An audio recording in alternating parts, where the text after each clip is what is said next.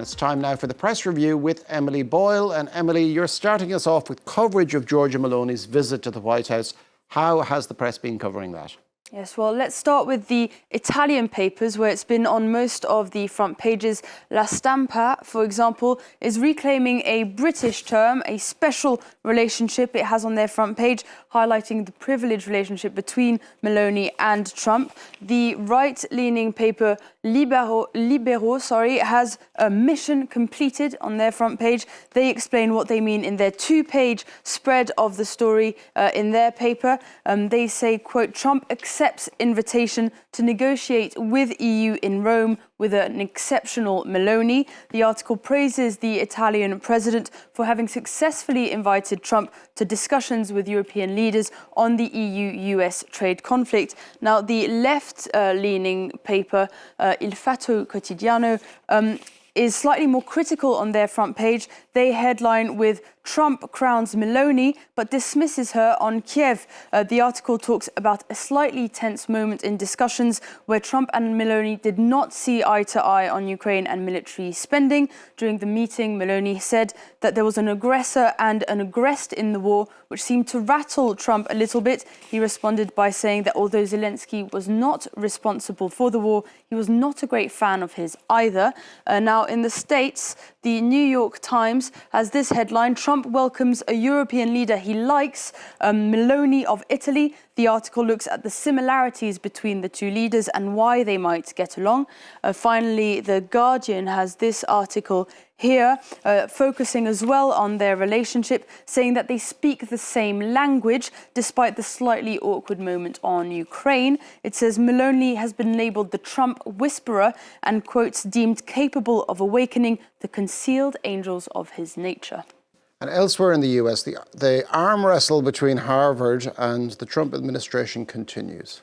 Yes, exactly. Well, AP brings us, Associated Press brings us this latest news here that Trump has once again escalated his battle with Harvard. The president is now threatening to block the university from enrolling international students and has also called to revoke Harvard's tax exemption status.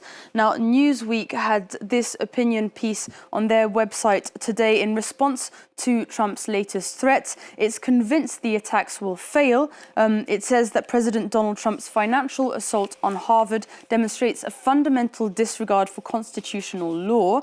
It says that revoking its tax-exempt status on the basis of political expression is, quote, textbook viewpoint discrimination prohibited by the First Amendment. Now, back in Europe, the French paper Libération also has it on their front page, which reads, Trump braque les facs, or Trump has universities in a hold-up. It says that more than 6 universities could be the target of sanctions if they do not comply with reforms. A number of these universities have already been confronted with large-scale budget cuts. The Guardian is looking at the effects that these budget cuts are having and has this article today: nearly 300 apply as French university opens US academics a scientific asylum. It says that amid the crackdown on research and academia in the US, the French University of Aix-Marseille came up with a program called Safe Place for Science, a sort of scientific refugee status, where they offered 3 years of fundings for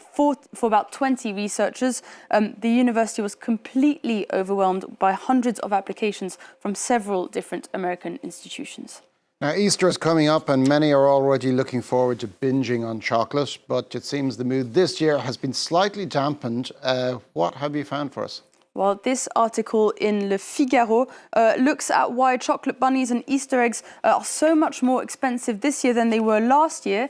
It explains that bad cocoa harvests, poor working conditions for cocoa farmers and increasing speculation are behind the rising costs. The Independent even has this article looking beyond chocolate, looking at things that are putting downers on celebration. It says that nearly half of Americans will skip Easter traditions because of higher prices, looking at eggs in particular, which have become increasingly expensive because of inflation and the recent trade wars. Now, Swiss Info says that despite the rising costs, demand is still strong this Easter.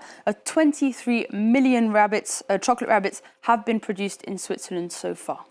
And finally, the World Press Photo of the Year has been announced. What have you got there?